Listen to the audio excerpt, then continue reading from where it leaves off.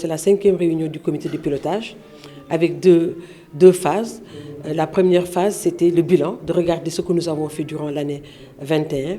Donc, comme on a énuméré, dans le domaine de renforcement de capacité, nous avons fait beaucoup de renforcement de capacité. Dans le domaine de la surveillance, comme vous l'avez dit, il faut surveiller, il faut détecter pour pouvoir riposter. Le volet laboratoire joue un rôle. Nous avons aussi la vaccination. Vous savez que le Sénégal aujourd'hui fait partie des piliers, des premiers pays africains avec d'autres pays qui vont développer un peu la vaccination. Donc la stratégie de vaccination aussi, c'est très important. Nous avons parlé des risques NRBC tout à l'heure. Nous avons parlé de la gestion des frontières, ce qui est en train d'être fait au niveau des universités. Tout à l'heure aussi, on parlera de la sécurité alimentaire. En termes de crise, il y a le dispositif de sécurité alimentaire, il faut être proactif. Il y a la sécurité nutritionnelle aussi qui est un élément très important. Et puis le point focal national RSI, coordonné par le ministère de la Santé aussi, fait un bilan sur ce qu'on appelle l'évaluation ISPAR. Sur le plan mondial, on a identifié des indicateurs que tous les pays se partagent. Donc le Sénégal fait une évaluation chaque année. On va aussi partager les résultats du RSI.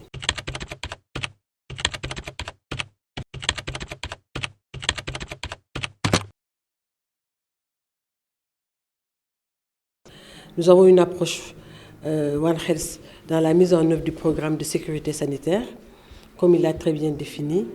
Et cette approche est une approche assez holistique. Et la particularité du Sénégal, c'est que le Sénégal a eu une approche assez diversifiée de la santé humaine, de la santé animale, de la santé environnementale, la santé végétale. Nous avons aussi le volet sécuritaire. Je ne vous apprends rien. Vous avez vu que Covid, il y avait un pendant très sécuritaire, donc le volet sécuritaire a été très important, ce qui explique la présence aujourd'hui des forces de défense et sécurité dans la salle, qui sont au niveau des frontières, mais aussi qui sont d'une manière générale au niveau de la sécurité maritime. Donc toutes nos portes d'entrée. Alors ce que nous avons aussi, nous avons ce qu'on appelle aussi le volet social. La protection sociale aussi est une stratégie très importante. Tous les gestions de crise, vous conviendrez avec moi, il y a quand même une approche de protection sociale très importante parce que c'est envers des groupes vulnérables et Covid l'a très bien démontré. Nous avons aussi ce qu'on appelle la technologie numérique. Covid nous a montré qu'aujourd'hui, que ce soit la gestion de la crise et même post-crise, aujourd'hui le numérique a pris le devant. Tout peut se faire, il y a le e-transfert, il y a le e-commerce. Donc beaucoup de stratégies numériques ont été développées pour nous permettre. Donc nous, dans la définition au niveau du Sénégal, nous avons aussi les technologies numériques. Et pour cela aussi, nous avons la sécurité économique. Je ne vous apprends rien, Covid l'a aussi très bien démontré. Lors des crises, nous avons eu beaucoup de problèmes économiques. Et aujourd'hui, ce n'est pas uniquement au niveau national, mais sur le plan mondial. Covid aussi déstabilise le système économique de tous les pays.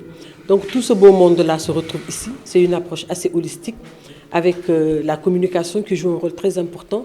Nous avons compris très tôt que les experts de communication devaient être nos alliés et sont partie prenante de la mise en œuvre et de la gestion de ce programme. La communauté, les acteurs du secteur privé, la société civile, le monde universitaire, c'est basé sur des données factuelles, il faut faire beaucoup de recherches.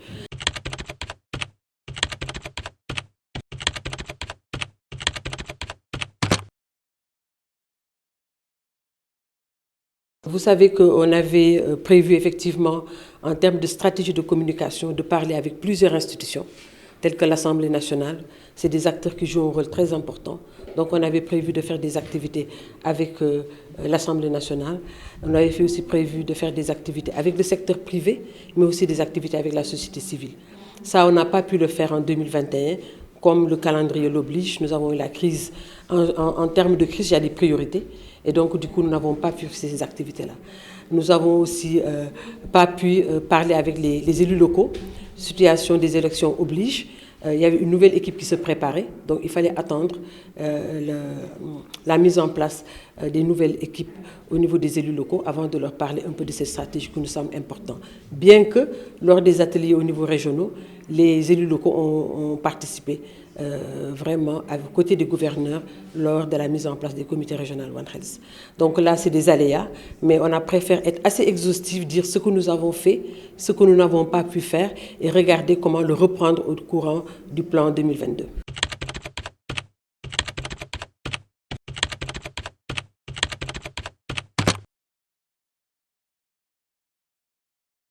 Il faut s'identifier les défis, il faut cartographier les défis avoir le courage de les voir pour être performants. Bien que le Sénégal aujourd'hui est cité comme un pays exemplaire au niveau de la sous-région, au niveau de l'Afrique, mais nous pensons que nous avons encore des défis à relever. Parmi ces défis, c'est l'approche communautaire. Je pense qu'aujourd'hui, tout programme qui n'a pas une assise communautaire, surtout par rapport à un programme qui parle de santé animale, de santé environnementale, de santé humaine, de la sécurité, nous devons avoir une approche communautaire. Covid l'a très bien démontré. Aujourd'hui, je pense que si le Sénégal a eu des résultats dans la lutte contre Covid, c'est parce qu'on a eu un engagement communautaire très fort. Nous avons dépassé aujourd'hui le principe où on demande à la communauté de faire, mais c'est comment co-construire avec la communauté pour identifier des stratégies adéquates, des stratégies adaptées, des stratégies qui viennent d'eux. Donc ça, c'est un de nos défis majeurs. Nous avons des exemples lors de Covid, mais quand même, nous pensons que nous devons renforcer l'assise communautaire avec un engagement communautaire, ce qu'on appelle la communication de risque et l'engagement communautaire. L'autre défi, c'est la mobilisation des ressources. Vous voyez, on a beaucoup de partenaires dans la salle. Le gouvernement du Sénégal aussi appuie les sectoriels. On vous a dit beaucoup de sectoriels sont concernés. Mais je pense que dans l'approche One Health, un de nos défis majeurs, c'est d'avoir des mobilisations ressources propres pour la mise en œuvre de ce programme de sécurité sanitaire. Le troisième défi, on a jugé qu'on doit avoir un leadership très élevé du cadre institutionnel. Donc, nous attendons aussi la signature du décret qui nous permettra d'avoir un cadre institutionnel de haut niveau.